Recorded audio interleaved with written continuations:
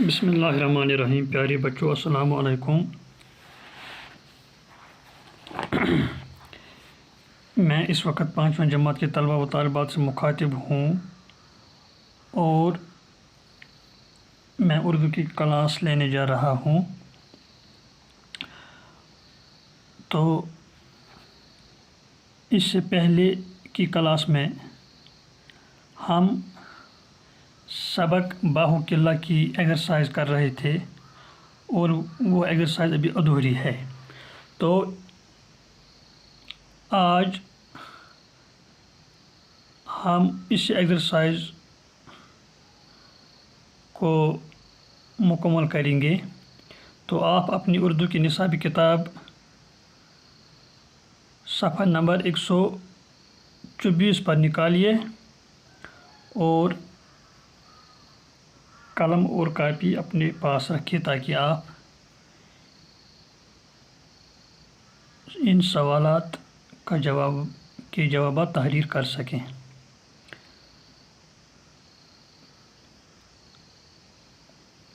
تو یہ مشق نمبر 3 ہے۔ مثال دیکھ کر واحد کے مقابلے میں اس کا جمع لفظ لکھیے۔ تو اس سوال میں کچھ الفاظ دیے گئے ہیں جن کے جو واحد ہیں، واحد صیغے میں آتے ہیں، تو ہمیں ان کے جمع بتانے ہیں، جمع لکھنے ہیں۔ جمع جو ہے ان کے جمع الفاظ کیا آتے ہیں وہ ہمیں لکھنے ہیں۔ تو ہم جانتے ہیں کہ واحد کسی ایک اسم کو ظاہر کرتا ہے، کسی ایک چیز کو ظاہر کرتا ہے، کسی ایک انسان کو ظاہر کرتا ہے، کسی ایک جگہ کو ظاہر کرتا ہے۔ تو جو لفظ کسی ایک ہی اسم کو ظاہر کرے تو وہ واحد کہلاتا ہے، اور جو لفظ دو یا دو اسموں کو، ناموں کو ظاہر کرے وہ جمع کہلاتا ہے۔ تو اس میں ایک مثال دی گئی ہے لڑکی، اور لڑکی لفظ لڑکی جو ہے یہ واحد ہے، ایک لڑکی کو ظاہر کرتا ہے یہ لفظ، اور اس کا جمع آتا ہے لڑکیاں۔ یعنی جب مثال کے طور پر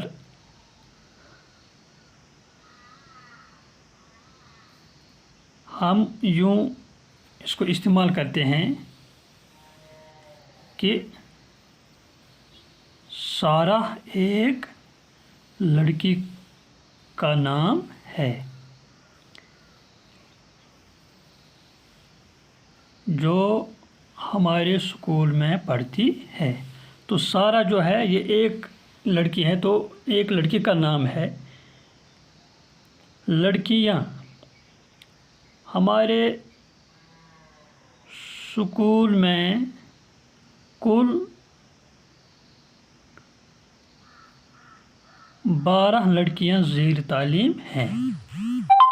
تو 12 لڑکیاں ہم نے استعمال کیا، تو یہ جو لڑکیاں جو لفظ ہے ہم 12 لڑکی نہیں کہہ سکتے بلکہ 12 لڑکیاں۔ اگر ایک ہی ہوتی تو ایک لڑکی۔ یہاں 5ویں جماعت میں ہمارے اسکول میں جو 5ویں جماعت کا کلاس ہے اس میں صرف ایک ہی لڑکی ہے، تو ایک ہی لڑکی ہے، ایک کے لیے ہم نے لڑکی استعمال کیا، ایک لڑکی ایک۔ تو جب دو سے زیادہ ہوں، جب دو یا دو سے زیادہ ہوں تو لڑکیاں کہتے ہیں۔ تو آگے بڑھتے ہیں۔ دوسرا لفظ ہے کرسی۔ تو ہمیں کرسی جو ہے کرسی لفظ کا جمع بتانا ہے۔ تو اس کا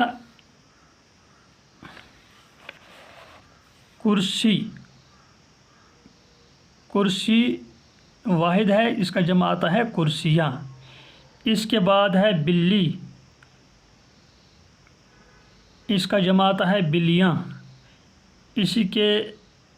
اس کے بعد آتا ہے بکری، بکریاں۔ اسی طرح سے ہے گاڑی گاڑیاں، روٹی روٹیاں. یہ جو الفاظ ہیں کرسی، بلی، بکری، گاڑی، روٹی، تو یہ ایک ایک اسم کو ظاہر کرتے ہیں. تو کرسی، ایک کرسی کو کہتے ہیں جب دو یا دو سے زیادہ ہوں. ہمارے اسکول میں 7 کرسیاں ہیں تو کرسیاں لکھتے ہیں. بلی، ایک بلی کو کہتے ہیں جب ایک سے زیادہ ہوں تو بلیاں آتا ہے. اسی طرح سے بکری بکریاں، گاڑی گاڑیاں، روٹی روٹیاں. تو یہ ہو گیا، یہ مشق تو ہو گئی. اب اس کے بعد ایک اور مشق ہے، دیے گئے مناسب لفظوں سے خالی جگہوں کو پر کیجیے. کچھ الفاظ دیے گئے ہیں، ان کی مدد سے ہمیں خالی جگہوں کو پر کرنا ہے. الفاظ یہ ہیں: قلعے، انتقال، باغ باہو، جموں.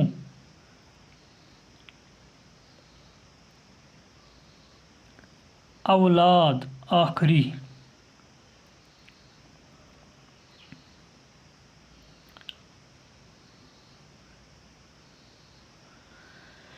تو ان الفاظ سے ہمیں ان خالی جگہوں کو پر کرنا ہے. راجا باہو لوچن کے ہاں کوئی ڈیش نہ تھی. تو اس کو ہم یوں لکھتے ہیں: راجا باہو لوچن کے ہاں کوئی اولاد نہ تھی. یعنی راجا باہو لوچن جو ہے اسے کوئی بچہ نہیں تھا، اس کی کوئی اولاد نہ تھی. 1892 عیسوی میں راجا کپور دیو کا ڈیش ہوا.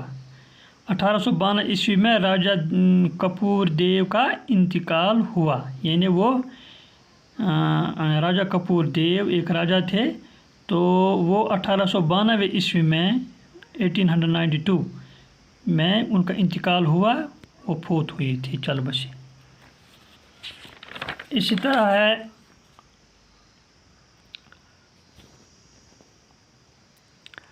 راجا گمبھیر دیو ریاست باہو کا ڈیش حکمران تھا.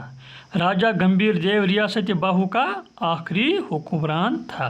یہ 18 صدی کی بات ہے کہ جب ہمارے ملک میں چھوٹی چھوٹی ریاستیں ہوا کرتی تھیں، تو ان دنوں جموں کو 2 جو ہے ریاستوں میں تقسیم کیا، جموں اور باہو.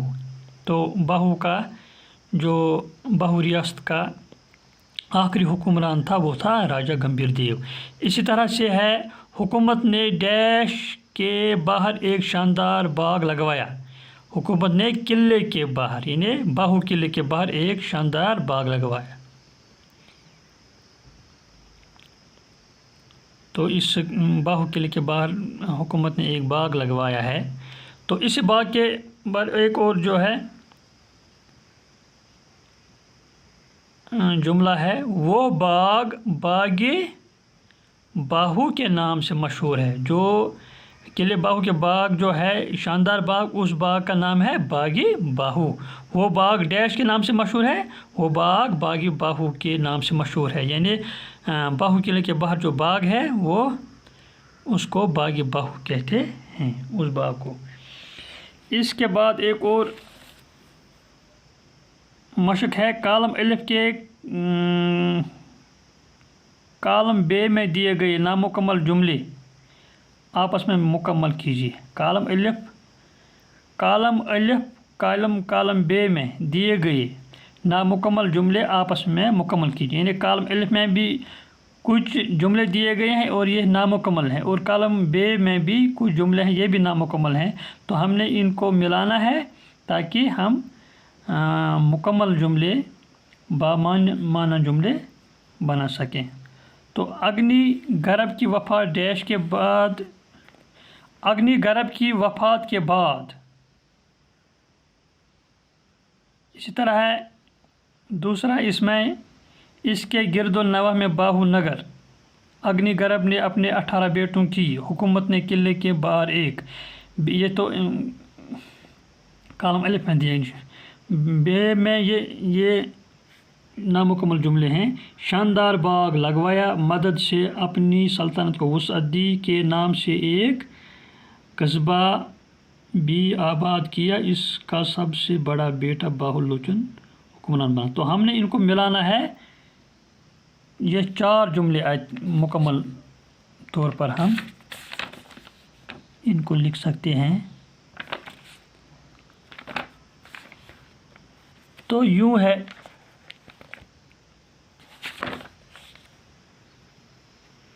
ہم لکھ سکتے ہیں،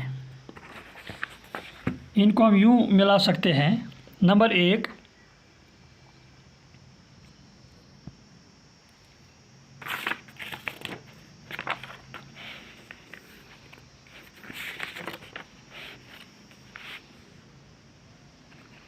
یہاں پر آپ دیکھیے، اگنی گرب کی وفات کے بعد اس کا سب سے بڑا بیٹا باہو لوچن حکمران بنا. یہ ہو گیا پہلا جملہ. یعنی اب اگنی گرب کی وفات کے بعد اس کا سب سے بڑا بیٹا جو تھا، یعنی اگنی گرب کے 18 بیٹے تھے، تو سب سے بڑا بیٹا جو تھا اس کا، وہ اگنی گرب کی وفات کے بعد حکمران بن گئے. اس کا نام تھا باہو لوچن. اگنی گرب کی وفات کے بعد اس کا سب سے بڑا بیٹا باہو لوچن حکمران بنا. دوسرا جملہ ہے، اس کے گرد و نواح میں باہو نگر کے نام سے ایک قصبہ بھی آباد ہے. یعنی قلعہ باہو کے جو ہے اس کے گرد، اس کے آس پاس ایک قصبہ ہے جس کو باہو نگر کہتے ہیں. تیسرا آئے گا، اگنی گرب نے اپنے 18 بیٹوں کی مدد سے اپنی سلطنت کو وسعت دی. اگنی گرب، میں نے اس سے پہلے اس کے 18 بیٹے تھے، ان 18 بیٹوں کی مدد سے اس نے اپنی حکومت کو وسعت دی، یعنی اپنے بیٹوں کو حکومت میں شامل کیا. ان کو کچھ جو ہے انہوں نے ان کو اقتدار میں شامل کیا. تو حکومت نے قلعے کے باہر ایک شاندار باغ لگوایا. یعنی ہم نے ان کالم الف میں اور کالم الف اور کالم بے میں جو نامکمل الفاظ تھے، جو نامکمل جملے تھے، ان کو ہم نے آپس میں ملایا اور یہ جو ہے ہم نے مکمل طور پر مکمل کر کے ان کو یہاں لکھا. تو اس طرح آج ہم نے اس مشق کو، قلعہ باہو کی جو ایکسرسائز تھی، اس کو مکمل کیا. والسلام علیکم.